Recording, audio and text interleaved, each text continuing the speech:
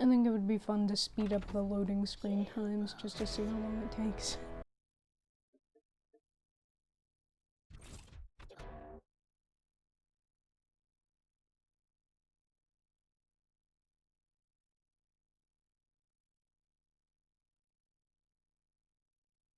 Finally.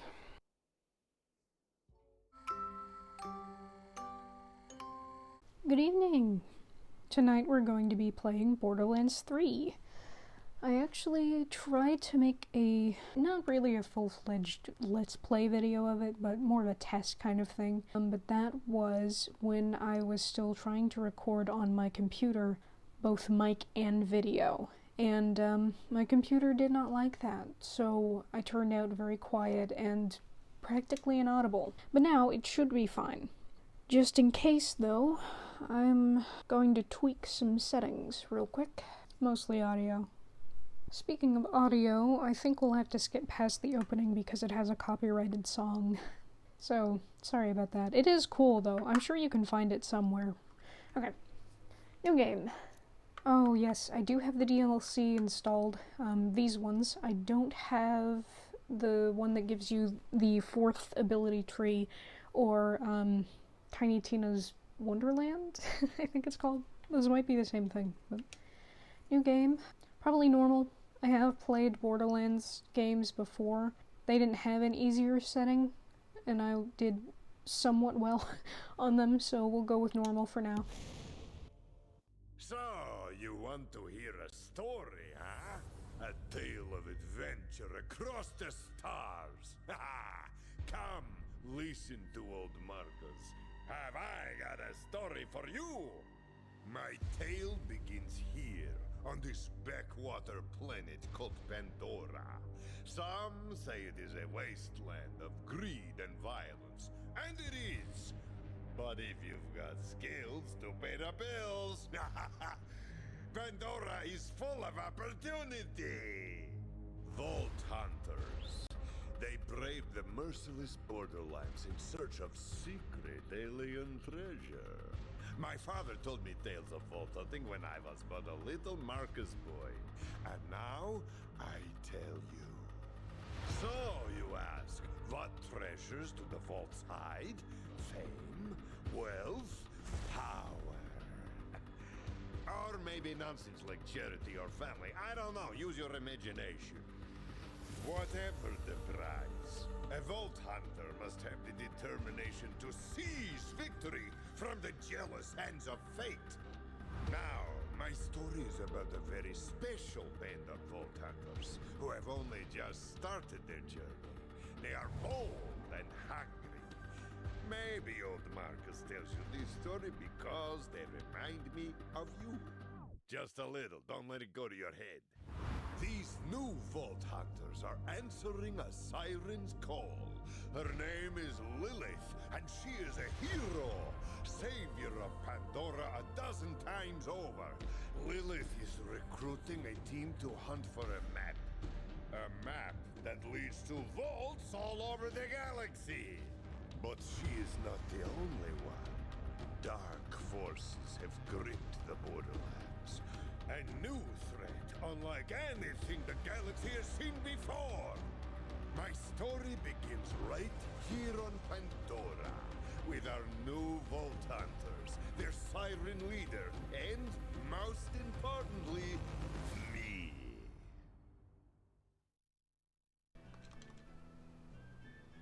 Okay, so that part where Marcus was talking is not the part I was talking about that I needed to skip. That little flash that you saw there with the bandit and the whistling, that is what we needed to skip. I believe it plays Ain't No Rest for the Wicked? I don't remember, but it is copyrighted, whatever it is, so we couldn't play it. But all that happens in that opening is each of these guys get to show off their powers. Amara is a siren. She has phase grasp. She can hold an enemy in place or deal instant damage to them with a giant elemental fist. She can send out a projection of herself, basically an elemental version of herself to rush forward and deal damage in a straight line. And my personal favorite is the close combat one where she leaps into the air and then slams down with her siren fists and deals damage in like an area of effect. That's really cool. Flak, I'm not going to key over to him because I don't want to hear Marcus talk again. Flak is a robot that they have different pets. They're kind of similar to Mordecai from Borderlands 1. If you ever played that, Mordecai had a bird. Flak has a dog, a monkey with a gun, and a spider ant. Each of them give you certain passive bonuses. The dog gives you extra damage dealt. You deal extra damage. The spider ant gives you health regeneration, and the monkey makes you move faster. It's called a jabber. It's a monkey with a gun. And then he has his own combat skills to use with each pet. One of them he turns invisible. One of them he has racks, which are like demented bat things, to send flying at enemies. And then the other one, he can make his pet bigger and it will deal radiation damage. We're going to skip Zane for now. You'll see why in a second. Moe's plays very different from the rest of them. She has a giant mech that she can control. I think it has a pretty long cooldown time because it is a giant mech that she can control. And the different trees are just different weapons to use with the mech. Like she has, I think, a minigun, she has a Tesla cannon, and a grenade launcher. I don't remember what else. She plays pretty different because her whole thing is like, she like diva gets into the mech for a certain amount of time and just blasts everything in sight. Now Zane is my personal favorite in terms of both abilities and personality. You're gonna get to see that because like Borderlands, the pre-sequel, in Borderlands 3, these characters have their own voice lines that they use to interact with the characters in the lore and give you the story. And Zane is my personal favorite for those. His abilities, most of the time I use his digiclone and his shield, and he also has a drone. I won't go into too much detail because clearly he's who I'm going to pick to play, so you'll get to see that in detail. A covert operative returning home, retired from corporate hits, huh? I won't ask questions. Alright, here we go.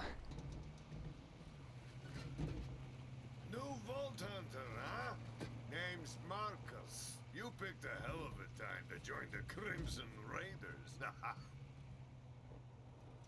to see someone survived the attack. I'm Lilith, commander of the Crimson Raiders. Those bandits you fought are part of a cult hunting for the vault map. But you and I are gonna find it first. For now, my scout is waiting for you up ahead. Good luck. Lady in my head. Got it. This is your stop, Vault Hunter. No time? Let's have some fun! Try to stay alive. I'd hate to lose a new customer. I'm smiling so big right now. I love Zane so much. Claptrap is gonna come up and talk to us. I don't respect him as much as I do Lilith or Marcus, so I'll probably talk over him. I also don't want this playthrough to just be a lot of silence of me being respectful of the lore and the cutscenes and all that. Zane Flynt. You may also, I'm going to apologize in advance because you may hear me do a horrible accent mimicking Zane. My friend, one of my friends, the same one that thinks that the live-action Lilith you just saw there was freaky, he actually likes the voice that I do for Zane, but I don't know if anyone else will hold that opinion.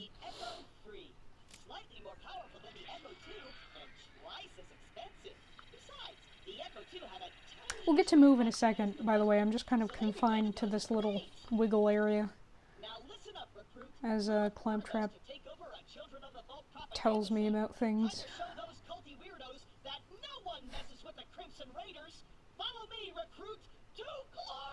If you didn't know, Claptrap is also a character in the, well, every Borderlands game, actually. I think you can also punch these. Nice. Alright, he's a character in all of them, pretty much. And when you meet him in the first one, I think he's just kind of talking about sand, unless that's a different Claptrap, but in the second one, the big bad dude named Handsome Jack actually found these things, what Claptrap is, so annoying that he, like, decommissioned all of them. And now Claptrap is the last one left. So just keep that in mind if he starts to, annoy you with his dialogue. That's what he does. Oh, nice, I have the DLC stuff for, Zane. So I do prefer what he looks like normally, though. I like this skin. I like the colors. Let's make it a little more Twilight, shall we?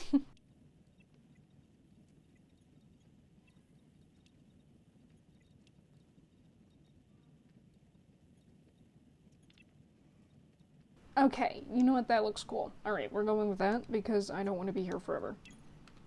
Oh, I can also name the character. Hold on. We'll just name him Twilight. As opposed to naming him Anxious. I'm just gonna grab some stuff while Claptrap is talking. He just wants us to go over there and pull a lever. Not sure why he can do that himself, but yeah, he's supposed to be annoying. Now, I'm gonna show you something that makes this one of my favorite games in the series, and it's that right there, you get to climb. That's it. They just added climbing. I think they actually say something like, yeah, you can climb now, shut up, on the loading screens, or whatever, but these are little loot piles. I don't know why it's like a bunch of skulls and stuff. I mean, it's Pandora, whatever stuff dies. That's the whole thing. Pandora is like a trash planet of bandits and all kind of nasties that want to kill you. I'll probably also speed up this footage.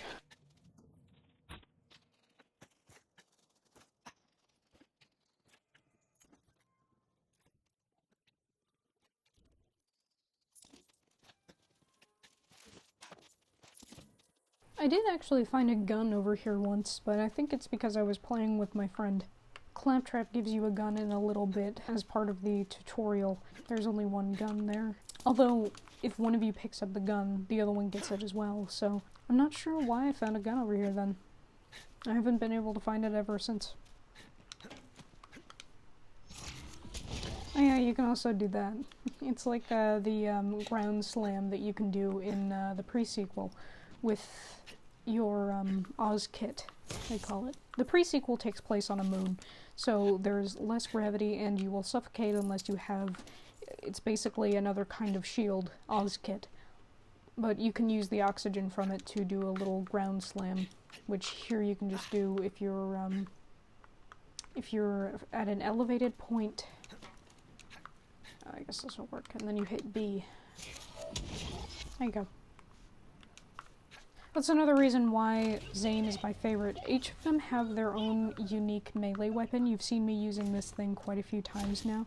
It's really cool. It's like a Wolverine claw something or other. It's like a hollow blade. I think it's really cool. I like the colors and everything too. Amara just uses her fist. I don't remember what Mose has, and Flack has a axe. The characters in the pre-sequel had their own unique animations too. I'm sure in Borderlands 2 it was a similar story. But in the pre-sequel, Nisha, she had a whip. Athena had a sword. Timothy also just punched things. And Wilhelm. Yeah, I don't remember what Wilhelm has. I think he just uses the butt of his gun.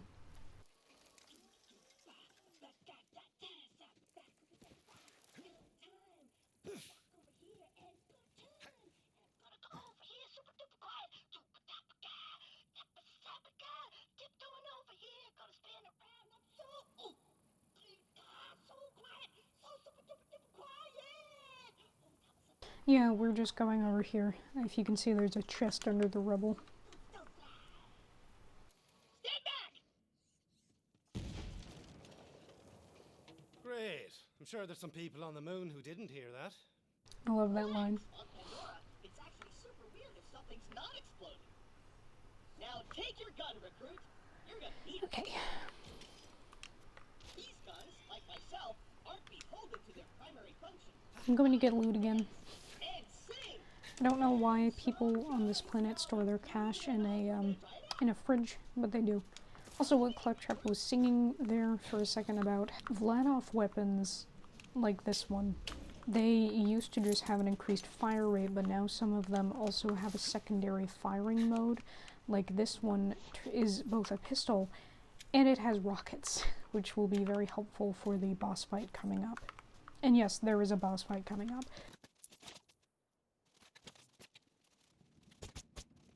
Oh yeah, sometimes Claptrap just, like, farts out loot for you. At least during this, like, tutorial level stuff. Wait here.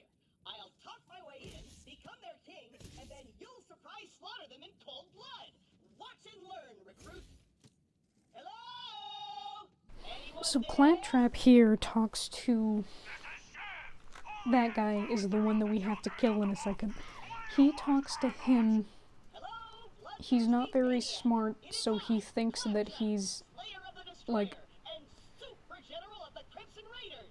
We have going to take them completely over. surrounded. Open the gates now, and perhaps I will be merciful. But Shiv just uses a giant magnet here, which sounds insane, but you'll see what I'm talking about in a second. And the fun thing about that magnet, I think, is that if you stand, like, right here and you're Flak, the robot, it doesn't actually affect you.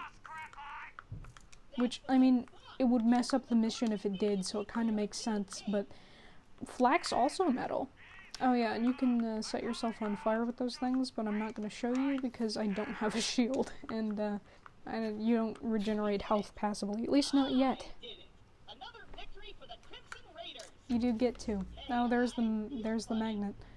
What's happening to me? He loses his antenna there. That's important for later, for a side quest. Here we are. So now we have people to kill. Ignore my poor aim.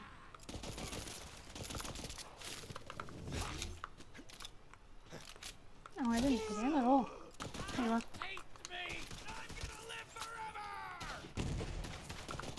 They also have their own, the enemies, they have their own dialogue. Zane also has his own dialogue, if you heard that. He said still got it.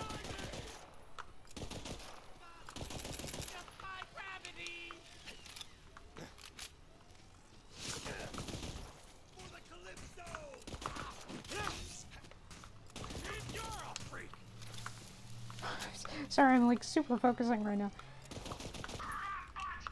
There we are. If you get hit enough there, Claptrap drops health vials for you, but they also just drop from enemies, and you can find them in chests. There's Lilith I know again. Claptrap can be a little claptrap, but he's still one of us. We're gonna have to save him. I'll be there soon.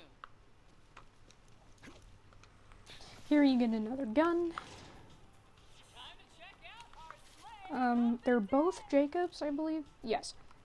Jacobs is probably my favorite gun manufacturer in the game.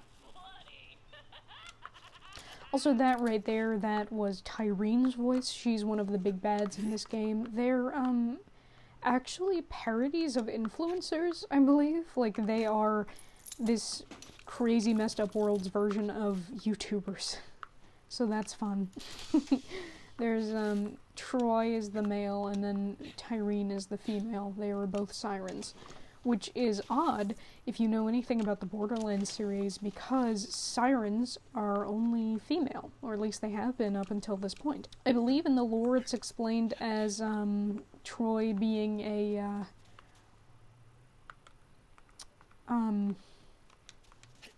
conjoined twin. No, not conjoined. It's explained as Troy being a twin of her, so they were born at the same time, or roughly the same time, and that's why they're both able to be sirens. But of course, you could just say that Troy is transgender, which is a lot more interesting, personally, I think.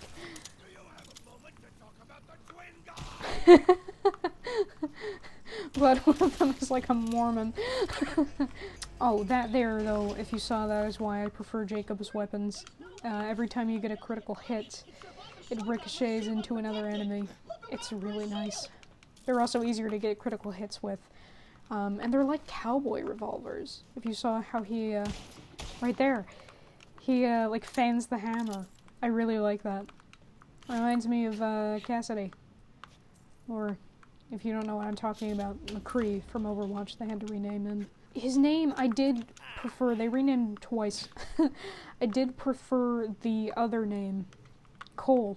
Cole Cassidy kind of sounded cool, although I didn't like Cole at first because it reminds me of Cole from Dragon Age Inquisition. But Cole Cassidy, and then they changed his name to Ryan, which every time I hear that just makes me think of the Ryan vine, so I hate it. There's some more guns here, by the way. But we can't use them. Oh, we can use that one, actually. We can't use one of them because it requires us to be level 2. This may help us. It does not behoove you to have, like, 2 pistols because they both use the same ammunition and you will run out of it faster. So, here we go.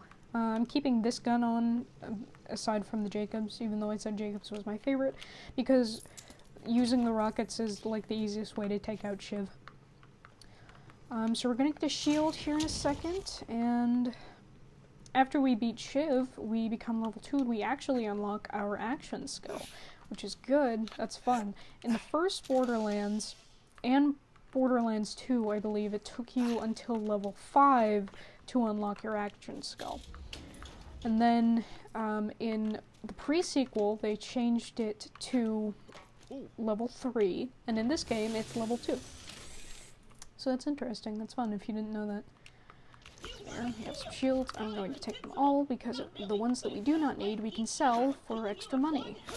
And if you have extra money, you can buy nice things, like better shields. All your dumb friends are dead. I challenge you to a trial by combat. But because I'm stuck to this magnet, my loyal champion shall vanquish you in my stead. Come on in, heretic! I haven't met my sacrifice quota for the day! Alright. So let's kill ourselves a boss. I'm gonna sharpen my blade on your spine! There he is. Yeah, he has a tiny arm. I don't know why they gave him like a deformity. But there are the rockets. If you see that. I set myself on fire. If you don't look at that, don't see that. I think you can... Your aim has to be good. Or your timing, I suppose. But you can damage him with those,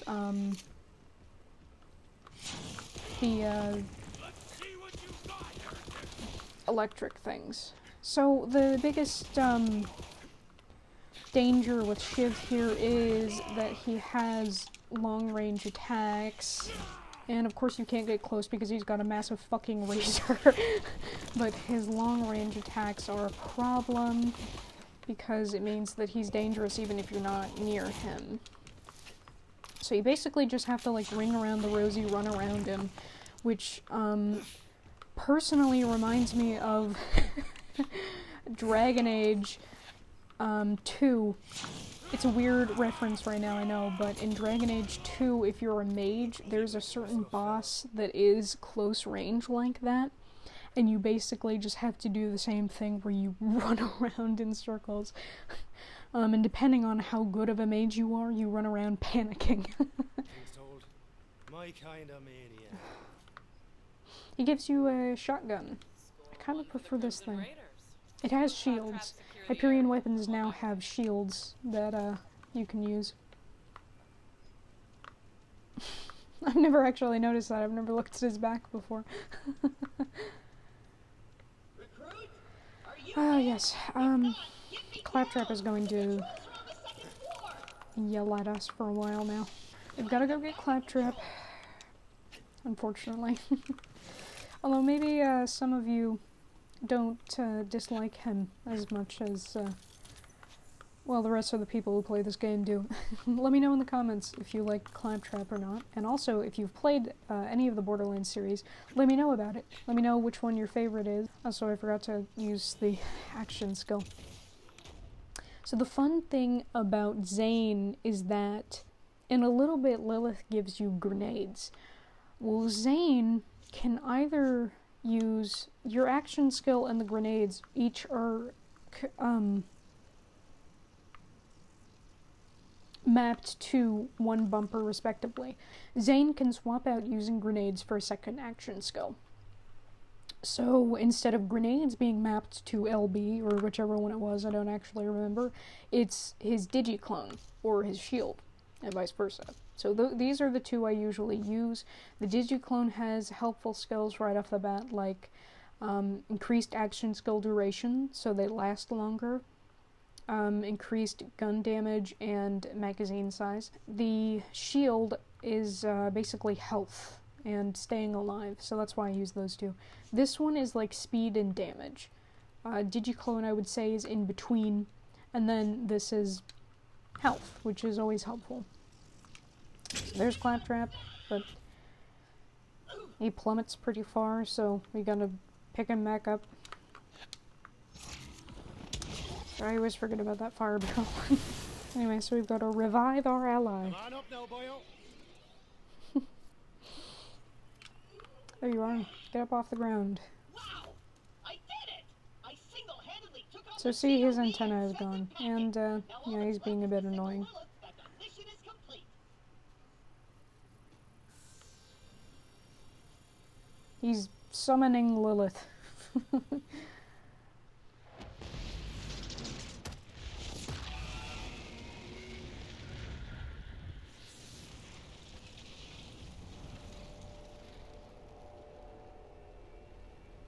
Sup?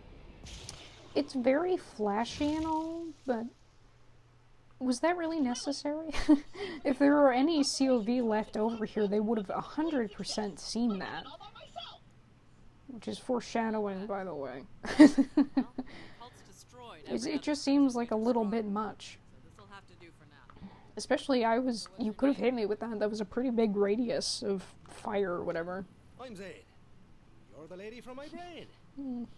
And you're the lady from my brain. That's the weirdest thing you're gonna see on Pandora. But seriously, thanks for answering my call. We might not have the numbers, but with a badass like you, we've got a fighting chance. X. Welcome to the Crimson Raiders. It's a dangerous place. Yeah, she wants Grenade us to mod will equip a come in grenade handy. mod, but, Should equip it before we get started. Let me know when you're ready. well, I suppose I can go ahead and equip it.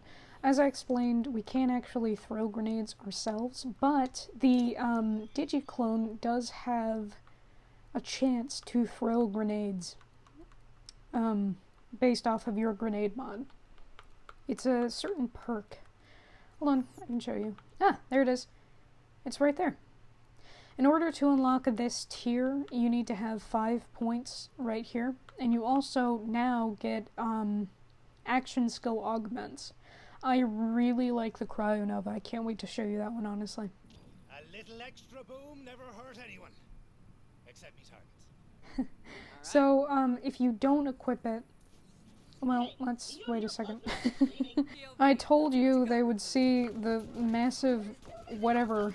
Alright, hold on. Here's the digiclone. And here's the shield, which is fun because you can pick it up. And then if you can hear it, the bullets are hitting it, but not doing any damage. That's the beauty of the shield. You can also turn it into a dome, so you're protected from all sides instead of just like in front. Hold on.